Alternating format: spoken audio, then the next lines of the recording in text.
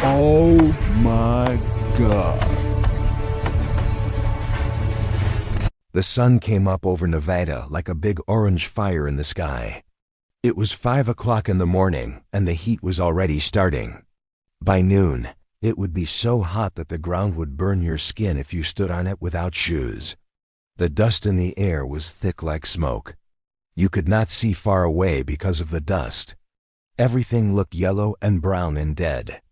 The Holloway Ranch was a big place with many buildings and many horses. The main barn was old and made of wood that was turning gray from the sun. The paint was peeling off the walls. The fence posts were broken in some places. Everything looked like it was tired and did not want to work anymore. But the horses did not have a choice. They had to work, or they had to leave, or something worse happened to them.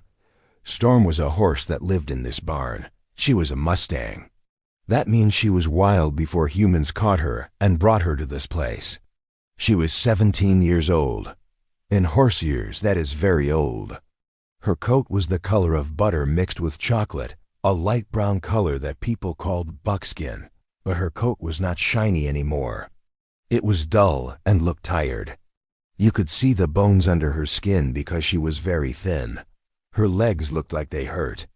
She stood very still in her stall, not moving, not making noise, just standing and breathing. Her stall was small and dark. The wood on the walls was cracked and broken in many places. There was hay on the ground, but it was old hay, not fresh hay. The water in her bucket was green and had things floating in it.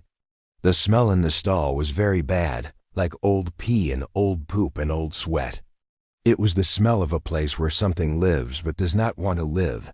Storm's eyes were dark brown, almost black. They were big eyes that saw many things, but now they looked sad. Not sad like a person can be sad, but the kind of sad that comes from doing hard work for a very long time and not having any hope that the hard work will ever stop. Her white blaze, the white mark on her face that made her look different from other horses, was now gray with age. The marks on her face showed that she was old. At 5 in the morning, a man walked past the stalls. His name was Marcus Holloway. He was the owner of this ranch. He was 62 years old. His hair was white and his face was brown from the sun. He wore a hat that was old and dirty. He wore boots that were expensive ones, but now they were old too. His stomach was big. His face looked hard, like a person who did not smile very much.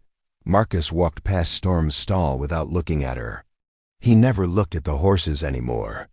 He did not see them as animals that had feelings or that could be tired or hurt.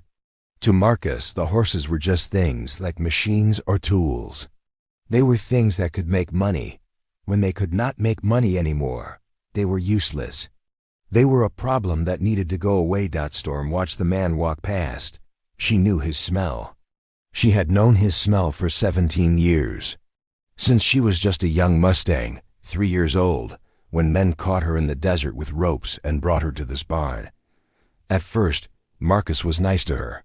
He would talk to her in a soft voice. He would touch her neck. He would feed her good food. He would spend time with her, running his hands down her legs, checking if she was healthy. But that was a long time ago. Now Marcus did not look at her. Now he only wanted to know one thing. How much money could Storm make for him? Could she run fast? Could she win races? Could she have baby horses that would be worth a lot of money? These were the only questions that mattered to Marcus. Everything else, her age, her tiredness, her pain, did not matter at all. There were other horses in the barn, young horses. Fast horses, horses with shiny coats and strong legs. These horses got better food. They got better water. They got clean stalls. They got brushed and rubbed and treated like they were important. Storm was not important anymore. Heat got worse as the morning went on. By 6 in the morning, it was 80 degrees. By 7 in the morning, it was 90 degrees. The flies started to come. They landed on Storm's face and her legs. She could not move away from them because she was too tired. She could not even lift her tail to push them away. So she just stood there and let them bite her. A woman named Lisa came to the barn at 6:30. She was a worker here. She had worked at this ranch for 12 years. She was a good person. She loved horses. Every day, she came to the barn and she took care of them. She fed them. She gave them water. She cleaned their stalls. She noticed when a horse was sick. She noticed when a horse was hurt. Lisa walked to Storm's stall and she stopped. She looked at the horse for a long time. She could see the bones under Storm's skin. She could see the way the horse's back legs shook a little bit because they hurt. She could see the sadness in the horse's eyes. Lisa's face changed when she looked at Storm. You could see worry on her face. You could see sadness. You could see anger too, not anger at Storm, but anger at what had happened to Storm. Lisa had seen many horses come to this ranch when they were young and strong. She had seen them work hard for many years. She had seen them get old and tired. And then she had seen them disappear. She did not know that Storm would disappear today, at 7 o'clock. Marcus came to the barn again. This time he was not alone. There was another man with him, a man in a truck driver's hat. The truck driver looked at the horses the way a butcher looks at meat. He looked at them like they were things that had a price. He looked at them like they did not matter as living creatures. Marcus walked to the office and picked up a piece of paper. On this paper was a list of horses. Storm's name was on this list. Next to her name, someone had written 2 words, "No longer needed." Marcus looked at the truck driver and nodded his head. The truck driver nodded back. This was a sign. This was the moment when everything changed. This was the moment when a horse that had worked for 17 years and given everything she had would be taken away. But nobody knew yet. Storm did not know. Lisa did not know. The sun just kept burning down on the dry ground, and the dust kept blowing in the hot wind, and the world kept turning like it did every other day. But something bad was about to happen. Something bad was about to change everything, and it would start in just 3 hours. The truck driver said something to Marcus that Lisa could not hear. She was standing far away, in the shadow of the barn, watching. But she could see their faces. She could see them pointing at Storm. She could see Marcus nod his head like he was saying yes to something very important. And then she knew. She knew exactly what was happening. That morning, when Marcus left the barn, Lisa walked to Storm's stall very slowly. Her heart was beating very fast. Her hands were shaking. She did not want to believe what she had just seen, but she knew it was true. Horses were never kept in a barn when they could not work anymore. She had seen it happen many times before. Horses would disappear. Nobody would talk about where they went. But Lisa knew. Everyone who worked with horses knew. "I am sorry," Lisa said to Storm. She said it quietly, like she was telling a secret. "I am so sorry." Storm turned her head and looked at Lisa. The horse's eyes were dark and deep.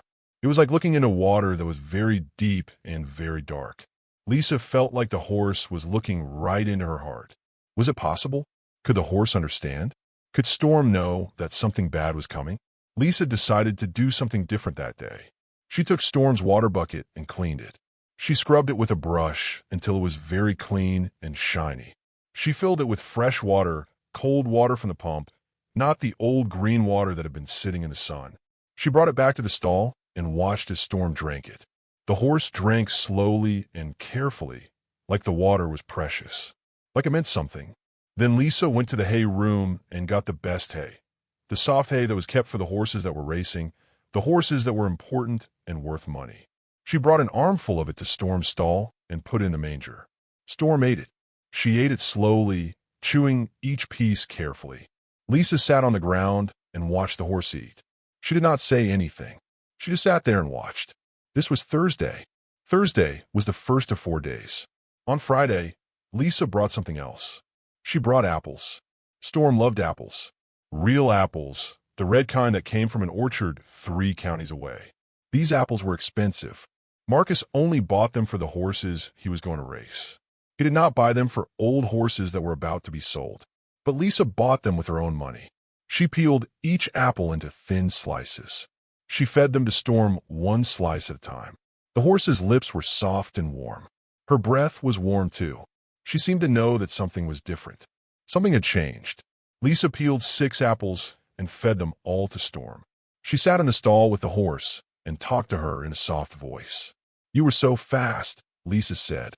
"Do you remember? Years ago, you were the fastest horse anyone had ever seen. You ran like the wind. You ran like you had fire in your legs. People came from all over to watch you run. They would cheer for you. They would yell your name." Storm listened. The horse ate the apples and listened to Lisa's voice. "You gave everything," Lisa said. "You gave your speed and your strength and your heart. You won so many races. You made Marcus so much money. But he forgot about that. He forgot about all the years you worked. He forgot about the heat and the hard training and the pain. He only remembers that you are old now. He only remembers that you cannot make money anymore." Lisa was crying now. Her tears fell down her face and dripped onto the ground. She did not try to stop them. "I should have done more," she said. "I should have taken better care of you. I should have fought harder for you. I should have said no, but I did not have the courage. I am sorry. I am so sorry." Storm finished the apples and put her head down. She seemed to rest it on Lisa's shoulder. For a moment, Lisa forgot about the heartbreak and the unfairness and the terrible thing that was coming. For just a moment, she felt like there was love between them. Real love, the kind that did not need words. Saturday was the day the truck would come, but Friday was the night before. On Friday night, Lisa did not go home. She stayed at the ranch. She brought a blanket and sat in Storm's stall. She sat there in the dark, listening to the horse breathe. She listened to the sounds of the barn at night, the sounds of other horses moving in their stalls, the sounds of the wind outside, the sounds of the world turning and time passing. She thought about all the years. 17 years. That was a long time. Storm had come to this ranch when she was young. She had been a wild Mustang, free and strong and beautiful. The men had caught her with ropes and brought her here. They had broken her spirit slowly, not with cruelty, but with work, with endless work, with the weight of the saddle and the control of the reins and the demand to be faster and faster and faster. Marcus had loved her at first. He had been proud of her. She had won race after race. She had made him rich. She had made him famous.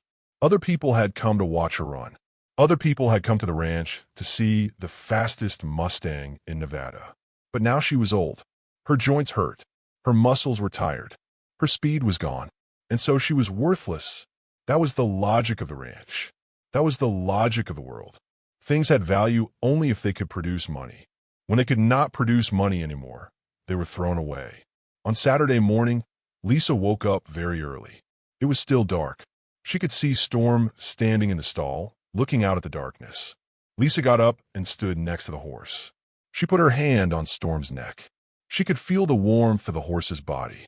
She could feel the blood moving under the skin. "I love you," Lisa said. "I want you to know that. No matter what happens, I want you to know that. You are not worthless. You are not useless. You are beautiful and strong and brave. You have a good heart. You gave everything, and you did not deserve this. You deserve better. You deserve so much better." She put her arms around the horse's neck and held her. She held her like she could protect her from what was coming. She held her like she could change what was going to happen just by holding on tight enough. But she could not protect her. She could not change anything. She could only stand there in the dark barn in the cold morning and hold a horse that did not understand what was happening, but that knew something was wrong. Outside, you could start to see the sky getting lighter. The sun was coming. The day was starting. And with the day would come the truck. With the truck would come the men who did not care. They would come and they would take Storm away. They would load her onto a truck with many other horses. They would take her to a place where horses went when they were not wanted anymore. Lisa held Storm and did not let go. The sun rose over Nevada like a big orange fire. It was Saturday. It was the day everything would change. And Lisa was running out of time to do anything about it. The truck came at 6 in the morning on Saturday. It was a big white truck with dirty windows. The truck was so big that it took up half the barn parking lot. On the side of the truck, there was writing that said Desert Transport Solutions. But everyone knew what that really meant. It meant the end. It meant goodbye. It meant a horse was going to a place where it did not come back from. 2 men got out of the truck.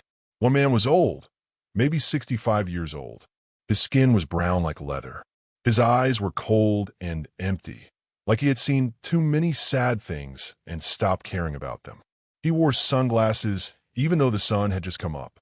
The other man was young, maybe 25 years old. He looked tired. He looked like he did not want to be here. He looked like he had a job he did not like and could not quit. Marcus was waiting by the barn. He had his coffee in one hand and a piece of paper in the other hand. On the paper was Storm's name. On the paper was a number, the horse's age. On the paper was another number, how much Storm weighed. On the paper was the word medical notes, but Marcus had not written many notes. He did not care enough to write many notes. The old truck driver looked at Marcus and did not smile. "You got the horse ready?" he asked. "She's in stall 12, Marcus said. He pointed at the barn. "Buckskin mare, 17 years old. Her name is Storm." The truck driver did not care about the name. Names did not matter to him. He only cared about getting the horse into the truck and driving to the next place. That was his job. He did this every day, 10 times a week, sometimes more. Horses came out of barns. Horses got put into trucks.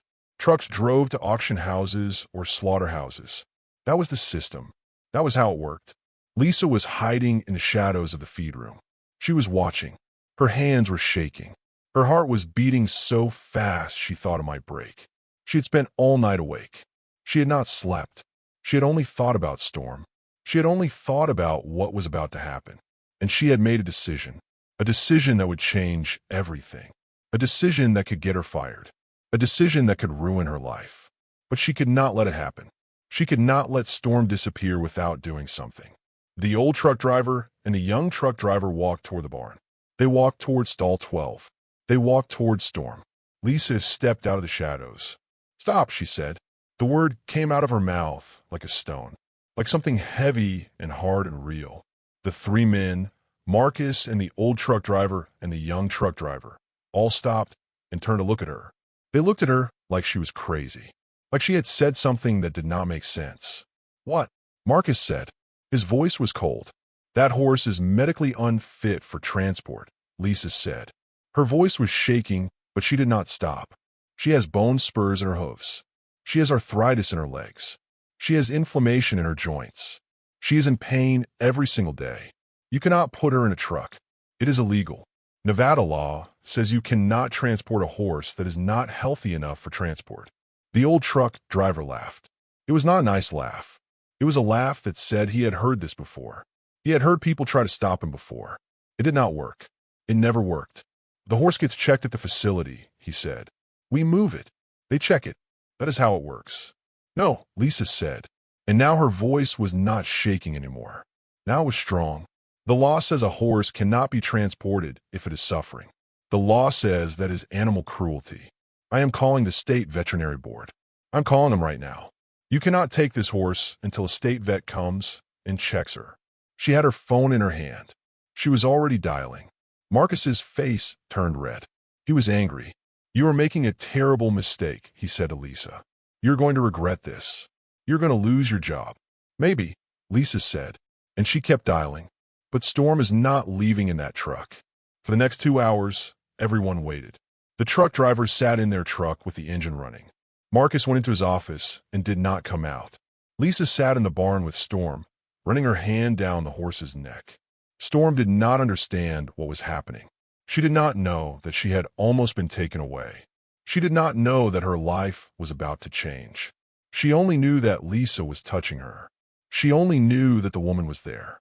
At 8 o'clock in the morning, a woman drove up in a blue car. Her name was Dr. Reeves. She was the state veterinarian. She got out of her car, and she looked very serious. She carried a bag with tools in it, the tools that veterinarians use to check horses. Dr. Reeves walked into the barn. She did not say hello to Marcus. She did not say hello to the truck drivers. She only looked at Storm. "Show me this horse," she said to Lisa. Lisa took her to stall 12.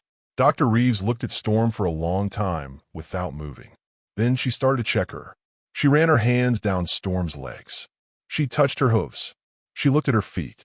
She made the horse walk. She watched how the horse walked. She listened to her breathing with a special tool called a stethoscope. After 30 minutes, Dr. Reeves stood up. Her face was very serious. "This horse cannot be transported," she said. Her voice was loud and clear. "This horse is suffering. The bone spurs are severe. If you move this horse in a truck, you will cause her more pain. You will cause her injury. This is illegal under Nevada state law. You cannot move this horse." Marcus came out of his office. He looked angry, but he also looked afraid. He knew that Dr. Reeves was right. He knew the law. He knew he could not win. "So what am I supposed to do?" he asked. "She cannot live here forever." "You have two choices," Dr. Reeves said. "You can have the horse put to sleep humanely. That is the cheapest option. Or you can find someone to take her and give her proper medical care. But you cannot put her in a truck. Not today. Not ever. In her current condition." The old truck driver shook his head. "We are leaving," he said. He went back to his truck. The young truck driver followed him. They started the engine. The big white truck that said Desert Transport Solutions drove away empty. It drove away without Storm. Storm was still in her stall. She was still alive. She was still breathing. But now her future was different. Now something had changed. Marcus looked at Lisa. His face was not angry anymore. It was something else. It was disappointed. It was frustrated. It was the face of a man who had lost control of the situation. "I will find someone to take her," he said quietly. "But you understand, this does not change anything. You still have to do your job." Lisa did not answer him. She only walked back to Storm's stall and put her hand on the horse's face. She felt the warmth of Storm's skin. She felt the beating of Storm's heart. She felt that the horse was still alive. She felt that something had been saved. And in that moment, Lisa knew that this was the most important thing she had ever done in her entire life. Lisa sat in her small house that night and could not sleep. The clock said 2 in the morning. The house was dark and quiet. Outside, she could hear the sound of wind. She lay in her bed and thought about Storm. She thought about the empty stall. She thought about what the truck driver had said. She will go to the auction. Lisa knew what that meant. She had worked with horses for many years. She knew where horses went when they were too old to race. The places were bad places. Very bad places. The horses stood in dark pens with other horses. There was not enough food. There was not enough water. And then, after a few days or a few weeks, the horses disappeared. No one talked about where they went. But Lisa knew. Everyone who worked with horses knew. At 3 in the morning, Lisa got out of bed. She did not know what to do, but she knew she had to do something. She picked up her phone. She started to make calls. The first call was to a horse rescue place 2 hours away. A woman answered the phone and listened to the story. "I will think about it," the woman said. But Lisa could hear the doubt in her voice. This woman had heard many stories about horses that needed help. There were always more horses than people who could help. By 6 in the morning, Lisa had called 12 different places. 12 different rescue places. 12 different people who worked with horses. Some said yes, maybe. Some said they would think about it. Most said they did not have room. They did not have money. They did not have space in the barn. At 10 in the morning, a woman named Catherine Shun called Lisa back. Catherine had a horse sanctuary in the mountains, 90 miles away from the ranch. A sanctuary is a place where old horses can go and rest. They do not have to work. They do not have to race. They just get to be horses. "Tell me about this Mustang," Catherine said. Her voice was calm and kind, but she also sounded like someone who had made hard decisions before. Someone who understood suffering. Lisa told Catherine everything. She told her about the 17 years. She told her about the bone spurs and the arthritis. She told her about how Storm had given everything to Marcus Holloway, and now Marcus wanted to throw her away like garbage. Catherine listened without talking. Then she said, "I can come tomorrow morning. I will bring my veterinarian. We will evaluate her and decide if we can help." That night, Lisa went back to the barn. She brought apples from her house. Fresh apples, red and sweet. She cut them into pieces and fed them to Storm one by one. Storm's lips were soft on her hand. The horse ate slowly, chewing each piece. Her eyes looked at Lisa with a question in them. The horse did not understand what was happening. "I'm sorry," Lisa whispered. "I'm sorry I did not do this sooner. I'm sorry I let them treat you this way." Tears came down Lisa's face. She did not try to stop them. The tears just came, and she let them come. She put her arms around Storm's neck and held her. The horse did not pull away. Storm just stood there, letting the woman hold her, letting the woman cry. The next morning came too fast. Catherine arrived at 7 o'clock. She was a woman, maybe 50 years old, with dark hair and kind eyes. Her eyes looked like she had seen sad things, but had decided to help anyway. She wore boots that looked like they had done a lot of work. Her hands looked strong. With Catherine was a young man named Dr. Torres. He was a veterinarian. That means he was a doctor for animals. Dr. Torres was carrying a bag with tools in it. He looked at Storm the way doctors look at people in hospitals, very carefully, like every little thing mattered. "Hello, Storm," Dr. Torres said softly. He did not yell. He did not move fast. He just moved slowly and spoke quietly. He put his hand on Storm's nose. Storm breathed on his hand. The horse was checking who this person was. Dr. Torres examined Storm for a long time. He looked at her teeth. He looked at her eyes. He felt her legs. He listened to her heart and her lungs with a special tool. He looked at the scar on her back from where a saddle had rubbed her skin raw years ago. He looked at everything. After a long time, he turned to Catherine. He said, "This horse is strong. Her heart is strong. Her lungs are healthy. The pain from the arthritis is bad, but it can be managed with medicine. She can live a good life." Catherine looked at Storm for a long time. She did not say anything. She just looked. Finally, she said, "We can help her. I have a place for her. She will be safe there." Lisa felt her heart jump. She felt hope for the first time in many hours. But Catherine held up her hand. "I need you to understand something," Catherine said. "This is not a fairy tale. This is not a movie with a happy ending. This is a real horse with real pain. What I can give her is a safe place. What I can give her is medicine to help the pain. What I can give her is food and water and shelter. What I can give her is a place where she does not have to work, where she does not have to be fast or strong. She can just be a horse. That is enough," Lisa said. "And you need to know something else," Catherine said. "I do this work because I love horses, but I do it because I believe every horse matters. Every horse is important, not because of what they can do, but because of who they are. Your Storm, she matters.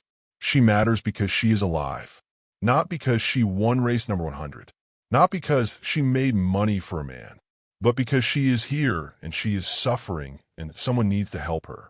Lisa nodded. There were tears in her eyes again, but these tears were different. These were tears that meant something good might happen. Dr. Torres gave Storm medicine for the pain. He gave Catherine bottles of pills. He wrote down everything that Storm needed. He wrote down how much food, how much water, how often to give the medicine. He treated this old horse like she was the most important thing in the world. They brought a trailer to the barn. It was a small trailer, just big enough for Storm and a few other horses. Catherine explained that the trailer was very comfortable. It had good air. It had soft floor. There was a door that opened so Storm could see out. Storm walked into the trailer without fighting.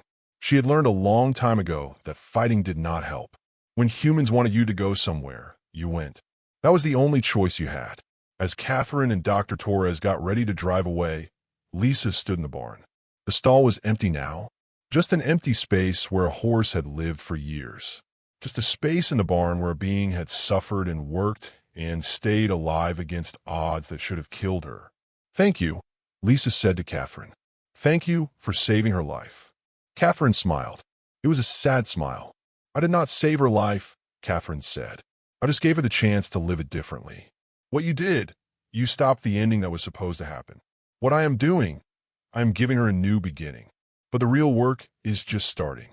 The real work is helping her understand that she does not have to work anymore, that she can just rest, that she is enough just because she exists." The trailer drove away. Lisa watched it disappear down the road. The dust from the wheels hung in the air. And then it was gone.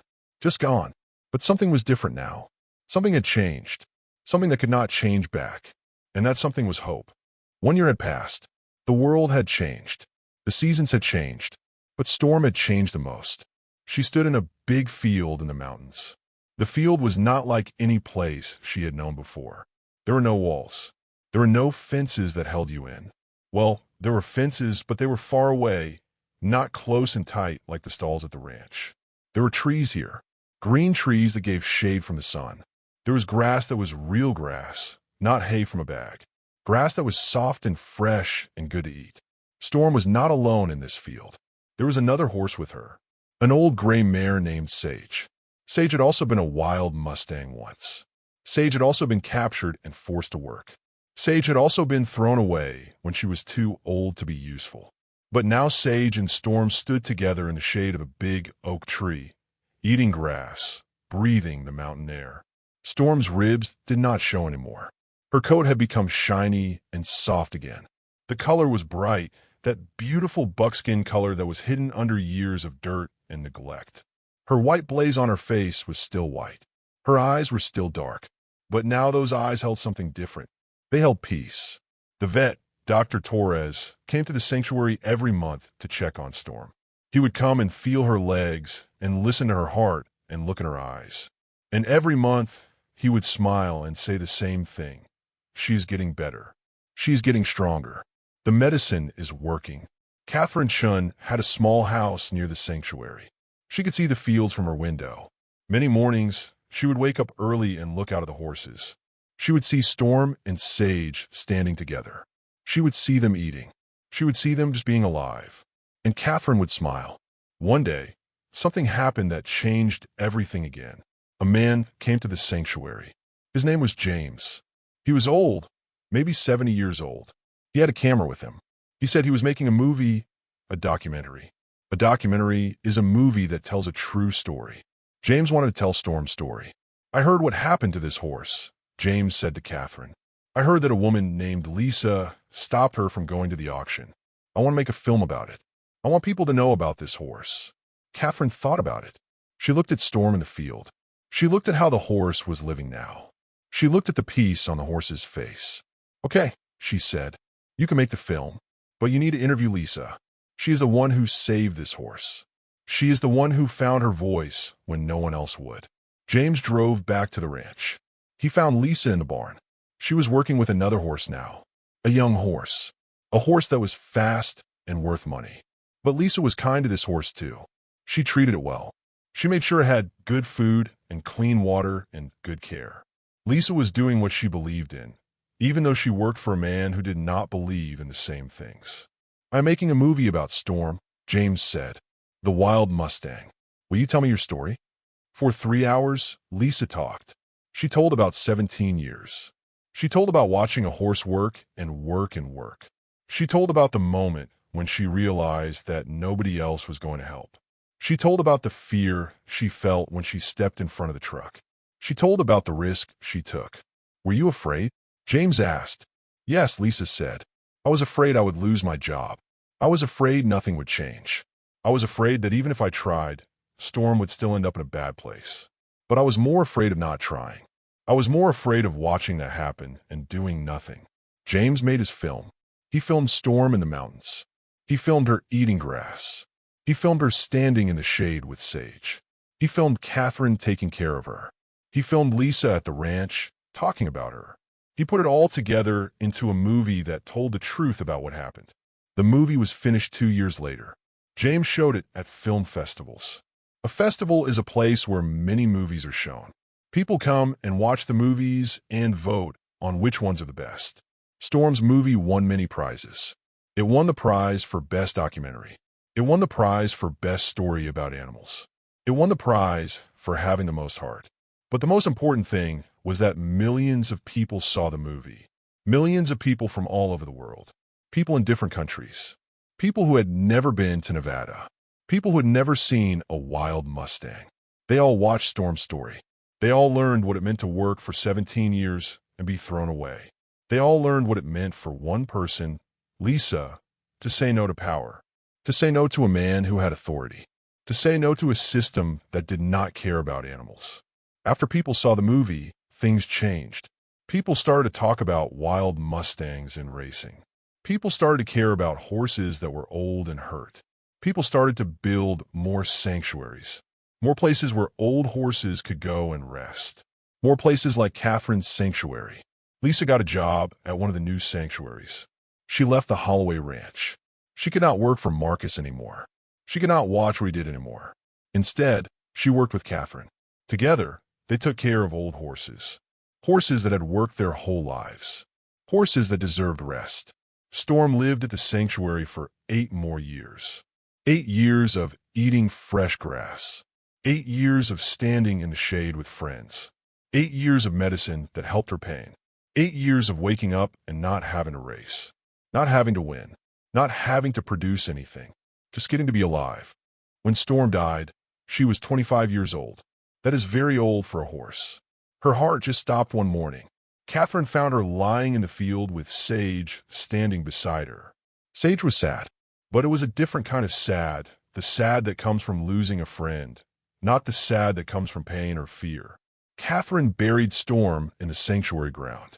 She planted a big oak tree above the grave. The tree was young and small then, but Catherine knew that the tree would grow. In 10 years, it would be taller. In 30 years, it would be strong and big. In 100 years, it would be one of the biggest trees in the mountains. This tree will live longer than any of us, Catherine said as she planted it. And anyone who comes to this place will see this tree. And if they ask what it is, they will learn about Storm. They will learn about a horse who loved her work so much that she almost died for it. They will learn about a woman named Lisa who found her voice. They will learn that one person can change things. One person can say no. One person can stand up. Lisa visited the grave many times. She would sit under the young oak tree and remember. She would remember the heat. She would remember the dust. She would remember the feeling of standing in front of that truck with her heart pounding. She would remember the moment when everything changed. Years later, people would ask Lisa, "Why did you do it? Why did you risk your job for a horse?" And Lisa would always give the same answer. Because she mattered. Because she had given everything. Because 17 years of loyalty should not end in being thrown away. Because someone had to say that her life was worth saving.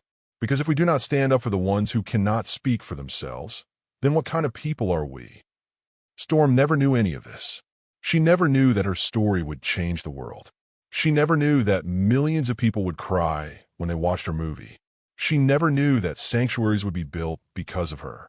She never knew that Lisa would change her whole life because of her. She only knew what she could know: the grass under her feet, the shade of the trees, the friend beside her, the medicine that made the pain go away, the feeling of a human hand that was kind, the knowledge that she did not have to work anymore. And that was everything. That was peace. That was finally enough.